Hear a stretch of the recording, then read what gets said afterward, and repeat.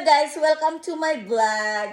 Alam nyo ba, kakain ako. Hindi, sa totoo lang merienda na to eh. Tignan mo dahil gusto ko mag-diet, ganyan kadami, oo. Diet yan, diet. Tignan mo, tignan mo. Oh, di ba? Ayun, uubusin ko ang aking champurado. Sa totoo lang, hindi ko kayang ubusin to. Pero nilagay ko lang sa isang malukong para, alam mo na, kumain. Ayun guys, ako'y maglalakad-lakad. Hindi ko alam kung kailangan kong maglakad-lakad dyan sa river or doon sa city. Kasi at least dito sa Grino, di ba, malapit sa city. Kaso lang kapag sa city ako, I need to spend money. Pero dahil gusto ko magtipid-tipid ngayon, hindi pa, alam mo naman, hindi pa kalakihan ng aking kita. Ako ay maglalakad dyan sa river at ako'y sabayan nyo guys. Ala, nalalaglag ang aking, alam mo na, ang aking cellphone. Ayun, kain tayo guys ng champurado. Sumabay kayo kung nagugutom kayo, gumawa kayo ng champurado guys. Champurado is real. Nalalaglag nga ang aking kalaglag-laglagan at pasensya na. Parental guidance ito. Parental guidance. Ayun, at ako'y kakain ng champurado guys. Kain tayo. Kain tayo ng champurado. Alam mo, ako, paminsan-minsan talaga. Pero madalas kasi, paminsan-minsan. Paminsan-minsan Danish ang kinakain ko. Danish na food. Pero dahil, alam mo na, mas feel ko pa rin kumain ng sa Pilipinas sa pagkain. Ang kinakain ko Filipino food. Ngayon nga. Pag namimiss ko yung pagkain, nagluluto ako. Tapos ngayon, plano kong pumunta ng spa. Kasi, titingin ako kung ano yung pwede kong bilhin. Tapos, magluluto ako mamaya. Bago pumasok sa trabaho, kailangan nakaluto na ako. Kaya yun guys, baka gusto nyong sumama. Kahit sa pagbibideo ko lang, sumama na lang kayo. Ganda na ng araw ngayon. Alam mo, napipil ko na. Napipil ko na ang summer. Grabe ang init na sa labas. Kahapon sobrang init. At yun nga ang ginawa ko kahapon, naglakad-lakad ako, nag-aliw-aliw ako. Gusto kong makita nyo ang aking gawa. Ginawa ko to kahapon sa aking manikin, ang hairstyle. Ayan. Ayan yung ginawa ko kahapon guys. Mahilig ako magbubuting-ting ng buhok. Ganyan ako kasi yung plano ko dati kung natapos ko ang dressmaking. I have experience in Philippines to make I've been in school dressmaking nga guys. Ayun, natuto ako gawa ng damit pero not what do you call that, not professional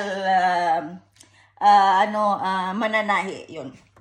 Parang experience lang, but I've been in school in Mother Ignacia. Ang plano ko talaga ang target ko ay maggawa ng gown. At yun talaga dapat ang goal ko sa buhay. Kaso lang yun nga, palpak. Ang daming nangyari sa buhay ko.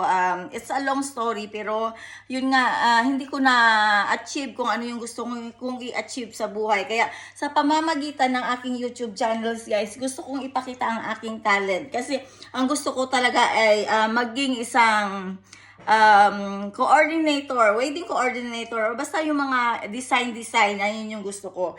At ang paggawa ng hair designer, kinakareer ko. Sa pamamagitan ng aking YouTube channel, gusto kong ipakita ang aking talent. At yun nga guys, bigo ako sa pag-ano ng pangarap ko dahil ang pangarap ko dati ay ang maging isang magaling na gumawa ng, alam mo na, mga dress gown, ganun. Kaso lang bigo ako dahil sa mga trials na dumating sa buhay ko at hindi ko kayang pigilin ang mga taong naninira sa buhay ko. Ayun nga guys, bigo ako at sa pamamagitan ng aking YouTube channels, gusto kong ipakita ang aking talent. At ang hairstyle ay mayroon akong talent ng ganun. Interior design, mayroon din akong talent. At sa pamamagitan ng ganito, gusto kong ipakita ang aking talent sa pag-hairstyle. Pero dahil dito ako sa Denmark at hindi ko alam kung saan ako kung sa bagay sa internet pwede naman order ng mga design na yung mga flower na nilalagay dito, lalo na sa mga wedding, di ba? Mabibili mo naman yun. At yun nga guys, ang aking tututukan ng aking mga talent na hindi ko, alam mo, gusto kong gawin pero hindi ko na nagawa dahil sa hindi ako nakapagtapos ng pag-aaral. Alam mo na high school graduate lang ako at nag-aral. I've been here in school Danish course only. Pero dahil sa kailangan bago ka magkaroon ng sarili mong pwesto, kailangan professional ka na ganun, di ba?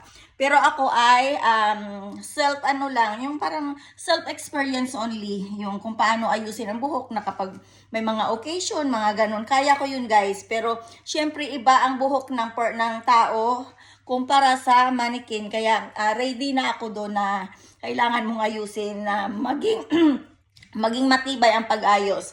Kaya sa pamamagitan nitong manikin ko na alam mo na hindi pa talaga stable kung paano tumayo-tayo, pinagtsatsagaan ko lang, binili ko to matagal na.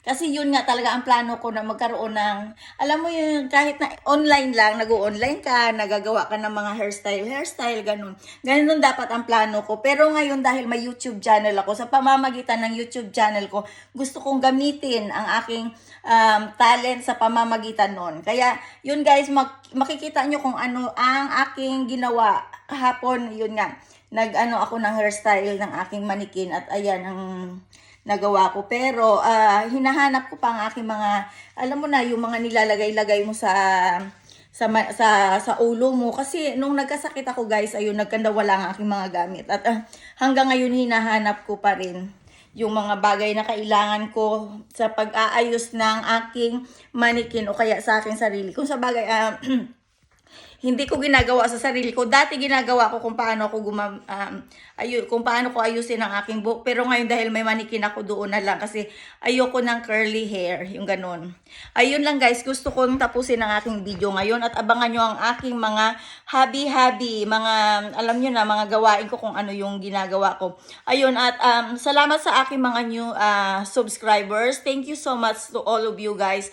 Thank you sa mga support nyo at see you to my next video. Bye-bye. Have a nice day. God bless you all.